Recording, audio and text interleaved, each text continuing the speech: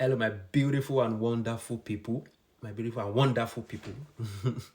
So, my name is Winner, and I am currently in the Russian Federation. So, I've been here not long, and I know some people will be kind of like, you just got there, you shouldn't be all on the internet, this and that.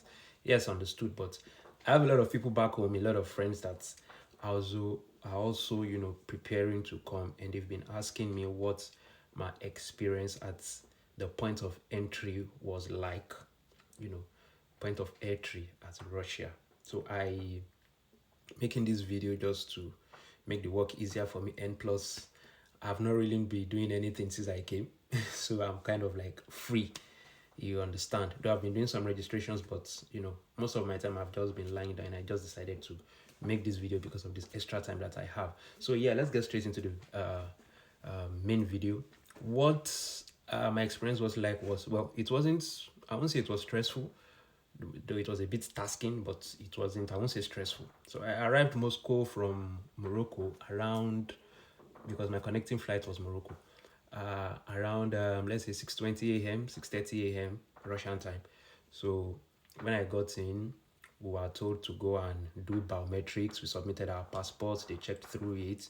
Then after that, we were told to go sit down for about, say 30 45 minutes. We were sitting down waiting for them to call us. So after that, they called us, confirmed us, and we were told to sit again for another 30 minutes or thereabout. Then again, we were called the third time to move to another place. So when we got there, we waited for some minutes, and they started calling our names one after the other. So when I got called, I went into the room, and I met about, say, 4 or 5 immigration officers. So when I got there, they asked me, okay, they took my, let's say immigration, airport officials. They took my, okay, they asked me why I was in Moscow, and I said for studies, and they asked me for my documents. So here is the important part that I want to lay emphasis on. Yeah, your documents, if you are coming to study, must be either 3 or 4 documents. You understand? Either 3 or 4 documents.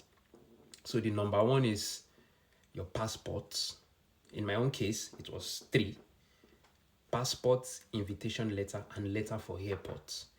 Some schools, they will give you acceptance letter or admission letter first before giving you invitation letter, and some will just give you invitation letter straight, and it will also be considered your admission letter. You understand? So in my own case, it was just the invitation letter packaged together with the admission. You understand? So then the last one, which is the letter for airports, which is very, very important. It is as important as every other document, but I see most people fail to have this with them. You see, after you get your visa as a student, book your flights, contact your school, let them know that you are coming on so dates, that they should please notify the embassy and the airport, the immigration, the airport officials, the airport as a whole, and also give you a letter that you can show at the airport.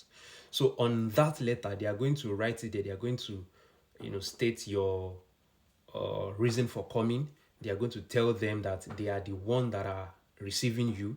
They are going to tell you the date that you are going to land in Moscow or St. Petersburg or wherever your flight is going to land, and also the address of where you are going to.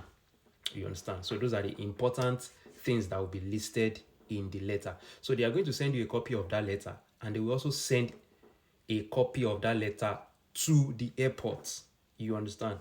Most people, they don't have this, and it causes problems sometimes. Some people get delayed at the airport because they will have to contact the school.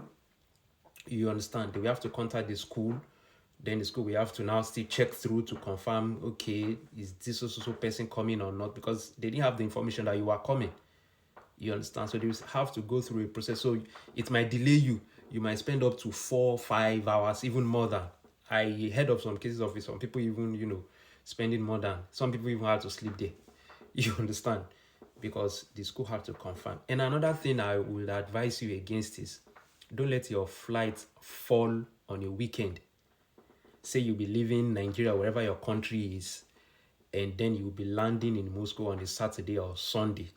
If for any reason they have to contact your school, they might not be able to get through to your school because your school won't be active on Saturdays and Sundays. So you might be stuck. You understand? Because it's most likely nobody will be available to, respond to the airport. So this video is getting too long, over 5 minutes already. So those are the things you just need to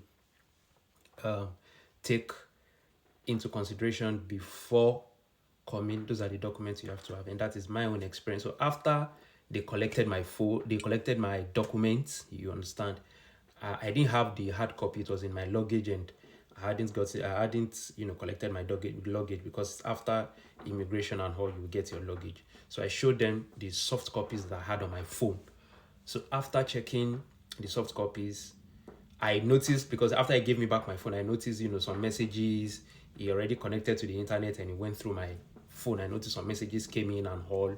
So in short, he went through my phone, apart from checking the documents, and he returned my phone to me. And after then, I was told to go and,